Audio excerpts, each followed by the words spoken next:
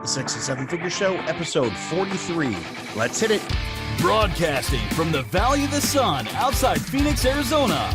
This is the 6 to 7 Figure Show. Tired of working so hard and having no time? Take your six-figure practice and turn it to a thriving seven-figure enterprise. And now, your host, author, speaker, mentor, and strategist, Frank Bria. Hey everyone, welcome to the 6 to 7 Figure Show. I'm your host, Frank Bria, and today we are going to have a special episode, a series of trainings that we are talking about, which are going to be the 12 critical projects that you need to execute in your business in order to hit 100K a month in your service business using a high-ticket program. There's a lot of focus that we spend on the design up front, but we are going to be focusing on one of those projects today. So we're going to cut over to training on one of those projects. And after the training's done, come back, hang with us, and I will give you a way for you to get a copy of some of this training for yourself. And we'll turn it over to there. Hey everyone, it's Frank Bria here, and I am going to be training you today. This is first of the 12 trainings that we're going to do over the next 12 days. I'm calling this the 12 days of seven figures. We can do a little Christmas in July thing or whatever. But today we're going to talk about your application funnel. I'm going to walk you through what that looks like, and I'm going to talk you through it. I'm going to attach a document, a Google document for you, so that you can review the notes of the training as well. That'll be kind of the best way to get this information. It should be a comment here in the program. But this is one of the 12 projects you need to be able to do, execute on in order to get to seven figures. And again, let me remind you again, I'll say this probably at the beginning of each training, but these are not in any particular order. You need to execute all 12 of these projects, but the order in which you execute the projects really depends on you. It depends on your business, depends on where you are at a particular time. And so that's just something that you need to think through. You need to work with a coach on. You need to, think about what areas you really need to handle first in order to make that work. So we're going to kind of go through it that way. First of all, an application funnel, what's the purpose? Let me define for you what I think an application funnel is. An application funnel is essentially a process that takes leads who are interested in a sales conversation and helps you convert them to sales. So anything in that process, from interested lead all the way to conversion, is included in that funnel. So I know for a lot of people, an application funnel is literally just, schedule an appointment, fill out an application, and then that's it. But I want to define the funnel as the entire process. So we're going to cover a lot of ground here. There's 8 steps to an application funnel. So let's talk about the first one. Okay, your first step is the scheduling page. Okay, now this page should include a video, not just a calendar. It should include a video from you. That video should basically describe what to expect on the call. Okay, what the program does, in other words, what the outcome is that you create in that program, qualifiers and disqualifiers. So this is for you if, this is not for you if, and some kind of encouragement to take action now. So, this doesn't have to be scarcity in the sense of, this is a ticking time bomb that's going to go off, but you should talk through the decision-making process with people and give them an honest incentive to do something now. In other words, hey, you're going to continue to be stuck if you don't take action now. This doesn't have to be, this offer is only good for 48 hours or something fake like that. Everyone knows that's not true. So just talk about the mindset of action taking. Okay. So the page should also include some kind of automatic scheduler that's going to allow the prospect to pick a time with you or your sales staff. Okay. Now, I want to pause here for a second because a lot of people are like, wait a minute, do we do application first, then schedule an appointment, or schedule an appointment, then the application? It's a good question. The honest answer is you need to test and find out what works best for your audience. But in general, I feel like it's better to get an appointment on the calendar booked with someone and then review their application. It'll put basically the power is in your hands. The power is in your hands to review the application, make a determination if it's a good fit, cancel the application, whatever. If they don't fill the application out, then again, it's on you to follow up, have your staff or your team follow up. Hey, we didn't get an application. But again, you still have an appointment in the books. There's a lot of time this attitude about, I don't have the time to deal with garbage sales conversations. Okay. Once you get past 7 figures, you can have that attitude. But when you're trying to get to 7 figures, I don't want you to have that attitude. I want you to take control. Now, that doesn't mean you should get on the phone or get on a sales call with people who aren't qualified. Cancel the appointment. If you get the application in and they're not a good fit, cancel the appointment. But get the appointment in the calendar first, because it puts you in control of the process. If you have to chase people to schedule an appointment, you have lost control of the process. Okay. So step 1, scheduling page, video, and a scheduling calendar. All right. Step 2 is the application page. So they should go from scheduler to an application. Make this automatic. Don't send them a link and make them come back. It should be literally the thank you page of your scheduler. Figure out a way to make it work. You might have to build some logic in or whatever. Again, a lot of people think, well, why don't I just have the application with the logic that qualifies people out? I don't like automatic declines from applications. You really need to have someone review it, because a lot of times people will put stuff in and it's wrong, or it doesn't make sense, or it's like you still want to, based on the other things they've said, you still want to talk to them. So I don't like the idea of using automated logic to disqualify people. Have someone actually read it.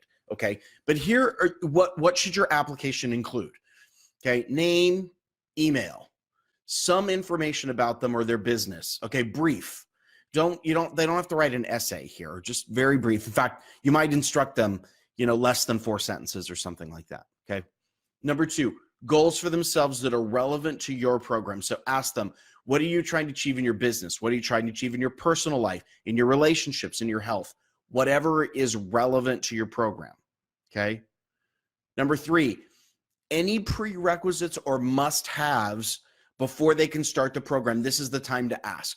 So if you know that you don't work with people who don't make less than $10,000 a month, ask them what their income is. If you know that people aren't going to get good results in your program unless they have a certain social media following, ask them about it.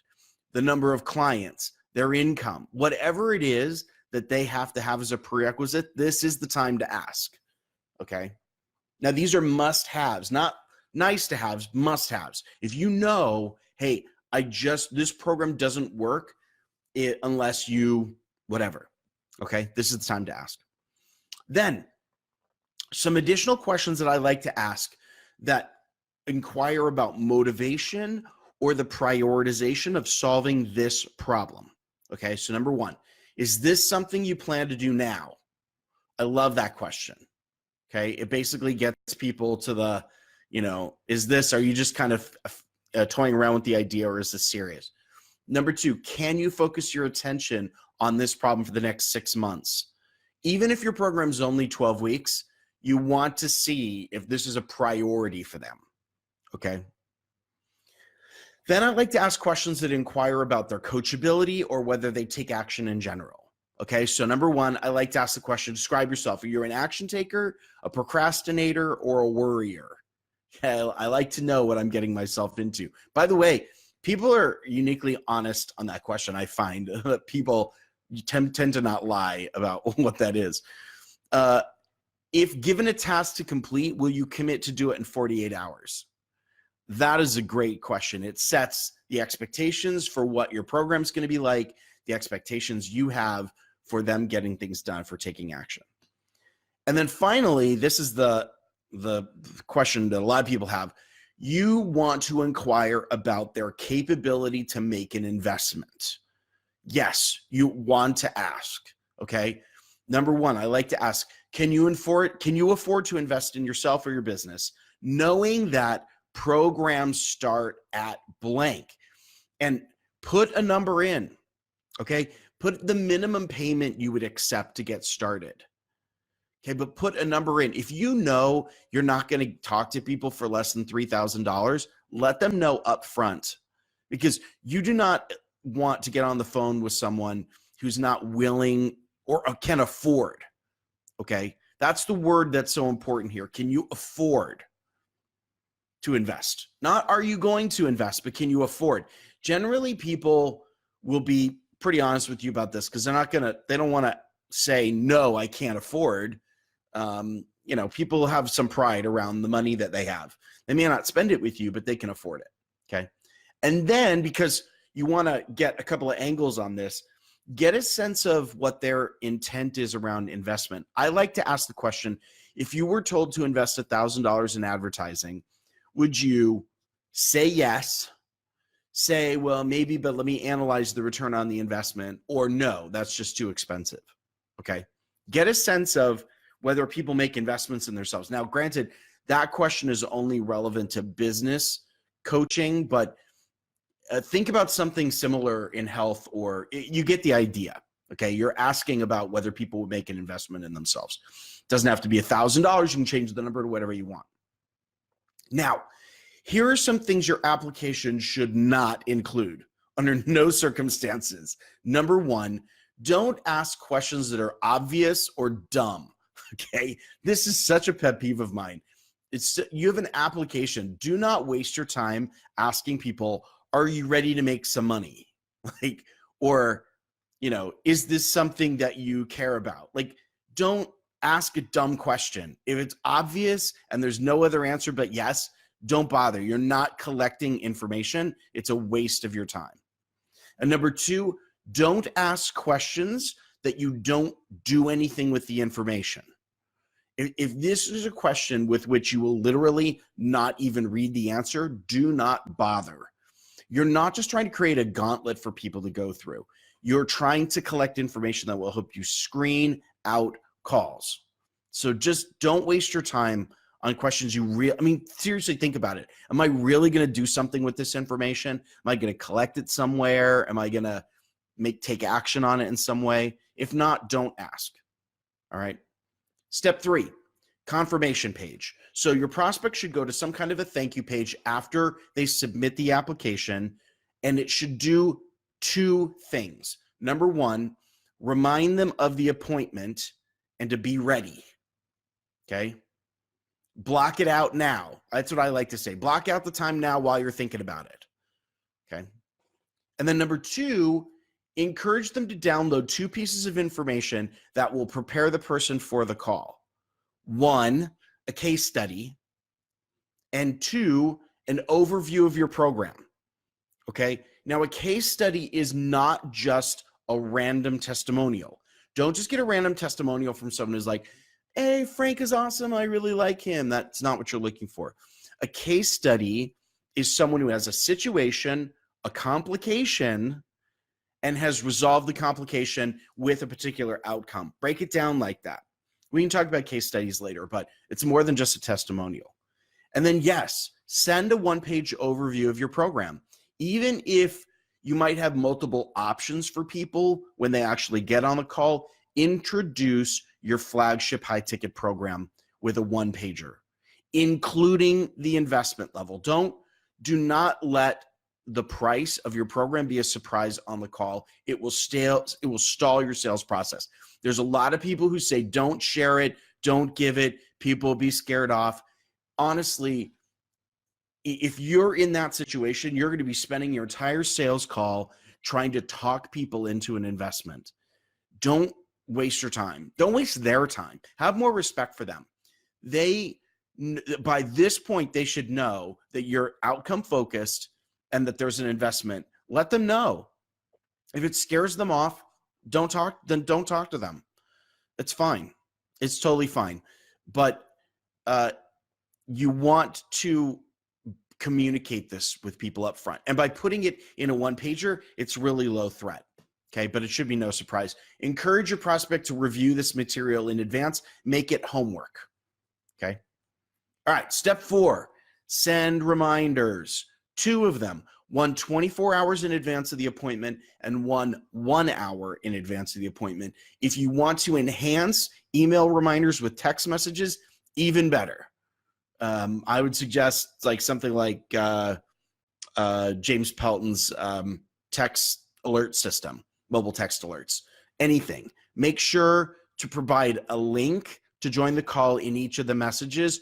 Also, relink them to the case study and the program overview and remind them to review it in advance. So they'll get it 3 times, once on the thank you page and twice in the reminders. Okay. Make sure you send out those reminders. Step 5, create a pipeline entry for your prospect. Now, this is a scenario where I think a lot of people lose out on a lot of money. You need to have a sales pipeline system or some kind of CRM to track the sales process. You know, a lot of you have things like Active Campaign, which has like a built-in deals management system you don't even use. So make sure you have some kind of sales pipeline system. Create a deal or whatever. Sometimes in Active Campaign it's called a deal. Every pipeline system has a different name for it, but it's an opportunity. So create an entry for every sales opportunity. This should be automatically created when someone submits an application to you and they get to the thank you page, and it should notify you or your sales team upon creation. Okay. In that record, include a deal size, like the price of the flagship program, or if you have different application funnels, have them create different deals based on different products that you have. Include the sales call, time, and date. All right. That should all be automatically entered into the record. Now, this is something a lot of people do not do. You or your sales team should review the entry at the first opportunity after it has been created. You want to review the application. You want to do research on the prospect before the call, know who they are. This is something that in our industry, we blow. So many sales trainer people, you know, basically tell you, don't worry about it. You know, your people should show up knowing that your time is valuable and you're going to be spending time. No, spend time to research the person in advance. You know, have the respect to know that they're coming to you and asking you questions. Do the research. Do your due diligence. Don't just show up blind to the call. Never show up blind to the call. Know your prospect in advance. Okay. Now, you're not going to do that for a $200 sale, but that's not what we're talking about here. We're talking about high ticket sales. You need to know what that looks like. Okay. All right. Step 6, hold a sales call. Now, I'm not going to get into sales call training today.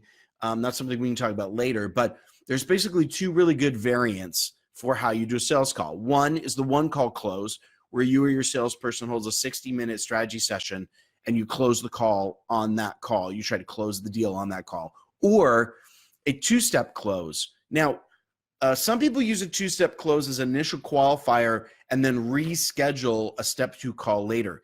This needs to be like a warm live handoff in a 2-step close. So it's still a 1-call experience for the person, but it's in 2 steps. So you have a call setter hold an initial 30 or 45-minute call in order to review readiness, applicability, and their desire to invest before handing off the call to you or to a closer. So the prospect has to commit to certain things. Are they going to put the time aside? Do they have the money for this? Is this something they're going to work on? Are they going to be, follow directions? Those are the commitments they need to make before they actually hand off. And the goal is to have you or basically your more valuable sales resources only speak with fully qualified and ready prospects. Okay. Now, each of those variants has pros and cons. So I'm not going to get into that today, but there's 2 options. If you want to talk about it more, let me know, and we can hold the training on the 2-step close. And it's a really interesting dynamic. Okay. Now, at the end of the call, at the end of the sales call, you need to document the outcome in your sales pipeline or CRM. Okay. Here are the different things that could happen. you could, one, you won the deal, you lost it, you downsold, they're thinking about it, they were a no-show, a cancellation, or it was rescheduled. Okay, those are all of the options. Now, if you have canceled the call in advance, mark it as cancellation because they weren't a good fit. So, say that you canceled it, just to make sure that you're marking and closing out the records and you're reviewing the applications in advance. Okay. Now, if the prospect wants to think about it, and that sometimes happens on a one call close, you don't actually close the call, they want to think about it. Don't resist this too much. I mean, try to resolve as many objections as you can in that call, but don't get upset if people need to spend more time to think about this. Like, that happens, okay? But set up a new call no more than 48 hours out. Because if a prospect needs more than 48 hours to think about it, they're not really in decision-making mode. They're stalling. And that's fine. Don't pressure them. What I like to do is I say, listen, it sounds like if we're not going to make a decision about this in 48 hours, it sounds like a no for now. So let's reconnect later. You reach out to me when you're ready to move. Okay? That's how we end it. I don't do the I'm thinking about it for more than 48 hours. Okay. All right. Step 7, use a downsell. I want to talk about this because this is a step in the application funnel that is not done very well. A downsell, let's talk about what the definition is, okay? It's a lower price product which is offered to your ideal clients only who are not yet ready to make a decision, okay? A downsell is not something you hand off to people who aren't good clients that you're just trying to get some money out of, okay? It's not what a downsell is. A downsell should specifically be for people who otherwise would have been good fits for your program. It should be some kind of a do-it-yourself, trimmed down version of your original program. Don't make it something totally different, okay? Now, when you complete that downsell, follow up. Follow up with those customers and do it on a regular basis, because the point of a downsell is to give people a taste of the value that you can provide and give them an opportunity to see that they need help, that they can't do this on their own. So it builds credibility and desire on their side, but you can't do that if you don't follow up. So follow up on a regular basis. Share the wins. Like, there should be an automated email sequence that goes out that basically says, hey, in the high ticket program, this group just accomplished these amazing things. We're really excited for them. What have you done lately? Like, have you been able to accomplish this? Tell us yes or no. Okay? Because you're trying to encourage people to realize that they would have been someplace else had they actually purchased your product. That's the purpose of a downsell. Okay? It gives them credibility, but allows you to follow up. So if they decide to upgrade, credit their investment towards the full, like, make that an incentive so that you don't want people to feel like they lost out on something by waiting. Don't punish them. Just say, great, awesome. So, it'll be like you had made the right decision from the beginning. You just lost a little bit of time. Okay. So credit their investment towards the full priced program. And then finally, step 8, follow up. Now, wow, this is an area where so much work needs to be done. Okay. Not all ideal prospects are going to buy on that very first conversation. A lot of entrepreneurs think that they shouldn't waste their time with anyone who takes more than one call. I could not disagree more with that sentiment. It is so toxic. Like, think about it. How many, like, if you went to go buy a car, how many times do you visit the car dealer before buying? Maybe you did it in one deal, in one visit, but did you ever take 2? And imagine what you would have thought as the buyer of that car if the dealer had decided to, like, not talk to you on your second visit. Would anyone ever do that in real life? Okay, this is ridiculous. Follow up. Some people are going to take more than one call to close, more than one contact. In fact, in reality, most people buy after several contacts. And when we only talk to them once, we are leaving so much money on the table. Okay. So this is where your CRM and your sales pipeline is really going to come into play, because every 3 weeks you should be following up. So ask questions. Be curious as to where people are in the process.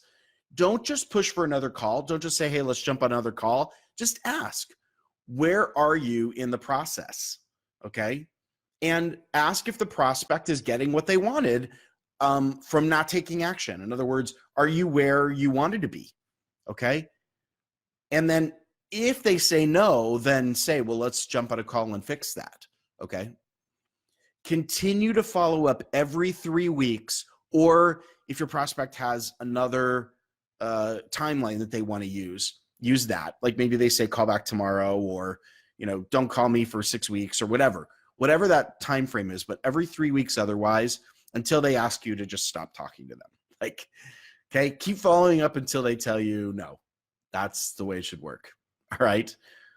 So that's it. I am going to put in the comments here a link to a Google Doc that has the entire notes of this training on here, because I know we covered a lot in 25 minutes. I want you to have access to those notes. But remember, an application funnel is not just getting the call booked. That really the hard work starts then. So I want you to think through that entire process. This Google Doc will also have a graphic formatted workflow for what that application funnel should look like all the way up until the call is booked. And then it's about CRM and sales pipeline. If you have any other questions about that after you've reviewed the notes, put them in here. I'm happy to chat with you about it. Want to make sure you get all the information you can here. And this is, again, one of the projects you really need to execute well. I don't know if it's the first one you should do, but it's one of them. So review it, do a little bit of a self-assessment of where you are with respect to what a good application funnel should look like, and see if this is a project you might need to fill the gaps in on. All right. Thanks everyone for being here. Really appreciate you sticking with me. See you. I see Liz and Christy and David and a bunch of other folks have joined in. So thanks so much for that. Hope this was useful, and we'll talk to you soon. All right, take care. Bye-bye. All right, everyone, that's it for today. And 2 things that you want to do. Number 1, if you have not had a chance to join our Facebook group, you need to be able to do that. This is really where we're going to be discussing a lot of this stuff in detail. You can actually, in the Facebook group, get written documentation of the project that we just discussed. So where you want to go to is facebook.com/groups/high ticket program. All together in one word, no breaks, no dashes, high ticket program. So facebook.com/groups/high ticket program. That link is below the video or in the show notes page. If you're out and about listening to audio, come on back to click on through and join. Absolutely free. Other thing that we want to offer you is called our 12-week high ticket program Black Book. This is over 60 pages of standard operating procedures for designing, launching, executing your high ticket program. The way you get that is you go to frankbria.com/blackbook. Again, the link is below here for you to grab that. High ticket program is our Facebook group. The Black Book is our free 60-page standard operating manual for how to run a group program. Go get that at frankbria.com/blackbook, and we will see you there. Thanks again so much for being with us today. We're going to have great content again coming up soon, so stick with us for our next episode, and we'll see you soon. All right, everyone, take care. Bye-bye.